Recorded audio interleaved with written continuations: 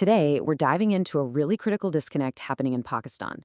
It's this massive gap between how the country is run and the climate crisis that's just getting worse and worse. We're going to break down how its very design might be putting it on a collision course with disaster. Let's get into it. Just pause and think about that for a second. What if the very system, the rule book designed to manage a country, was actually making the damage from climate change even worse? That's the core tension we're looking at today, and it's a pretty heavy one. You know, the root of the problem starts with a simple reality of nature. Rivers, especially when they're flooding catastrophically, they just don't care about provincial lines on a map. And it's the exact same story with extreme heat, right? A single heat wave can bake multiple provinces at the same time, totally overwhelming any response that's just local and disconnected. And of course, droughts can parch these huge agricultural heartlands that stretch across different administrative zones. These aren't local problems. They are massive, system-wide crises, and they demand a coordinated national response. And that brings us to the central argument here. The problem isn't necessarily a lack of effort from people trying to help on the ground. No, this is a crisis that's baked right into the very design of the country's governance model. The source material puts it in a really stark way. Instead of acting like a protective shield, the current system has become a multiplier of vulnerability. Wow. That means it's actively making the impacts of climate disasters worse for its own people. Okay, so how on earth did this happen? To really get it, we need to look at a huge constitutional shift and, follow the money. So let's get into the diagnosis. It all really kicks off right here with the 18th Amendment. This was passed back in 2010, and its main goal was a good one: give more autonomy to the provinces and fix these long-standing complaints about the government being way too centralized. So a ton of key responsibilities got handed over to the provinces. But I want you to look at those last two on the list, water and environment. We're talking about the absolute front lines of the climate crisis, and the responsibility for them suddenly became incredibly fragmented. And this right here, this is the core paradox. The amendment did what it was supposed to do. It solved a political problem.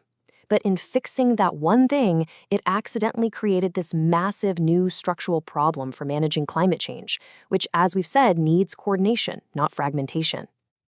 And the money, well, the money is just as critical. This chart shows how the national revenue gets split up. An incredible 82% of it goes to the provinces, and it's based almost entirely on how many people live there. That leaves just a tiny 18% slice for the federal government. The result is a federal government that the source describes as fiscally hollowed out. I mean, think about it. After paying for essentials like defense and servicing debt, there's basically nothing left in the tank for the federal government to lead or even help fund the kind of huge nationwide climate projects that are so desperately needed. So, we've covered the policy and the finances, which can feel a bit abstract. Let's now connect all of that to the real-world, absolutely devastating consequences that happen on the ground. This quote just nails it. You can't treat a system shock like climate change as some simple, siloed issue that you can hand off to a provincial environmental agency. No way. It hits everything all at once: your food, your health, your infrastructure, the entire economy. And the real-world impact of this disconnect is it's stark. Look at the 2022 floods. The response was all over the place, fragmented between provinces, and it led to a national catastrophe costing over $30 billion. Or think about this. Deforestation happens in one province, and that directly increases flood risk for towns and villages hundreds of miles downstream in a totally different province. But there's no effective federal oversight to manage that shared risk. Just let that number sink in for a moment. $30 billion. This isn't just an environmental cost, it is a crippling economic blow, and you can trace it right back to a governance structure that was just not capable of mounting a cohesive national defense. And as if all that wasn't enough, there's another layer to this problem: sheer scale. Some of these provinces are just enormous. The provincial capital can be hundreds and hundreds of miles away from the most vulnerable communities out in remote areas. That makes it incredibly difficult to get aid where it's needed most, when it's needed most. Okay, so that is a pretty grim diagnosis. The big question is, what do you do about it? The source doesn't argue for just throwing the whole system out, but for a really vital recalibration. And let's be super clear here. The proposed solution is not about reversing course and going back to some all-powerful central government. It's about modernizing federalism, about making it actually fit for purpose in this new era of climate crisis. The author lays out a pretty clear three-step path forward. First, you have to rebalance who's responsible for what. Second, you have to completely change the formula for how the money gets distributed. And third, you have to reform the administrative units themselves. Okay, let's look closer at that money part because it's so important.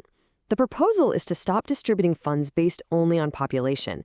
Instead, the formula would bring in these critical new factors, like how vulnerable a province is to climate change, its geography, its ability to raise its own revenue, and its actual performance, basically how well it uses its resources to build resilience.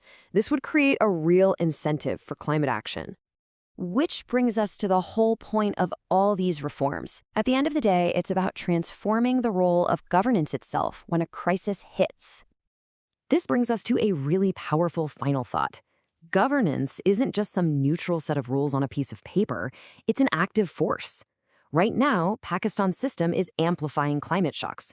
The goal of reform is to turn it into a structure that can absorb those shocks and actually protect its people. So we end on this question, which is really the challenge at the heart of this entire issue. The climate is changing at a terrifying speed. The ultimate test is whether the country's political will to adapt its own structures can it move fast enough to meet that threat.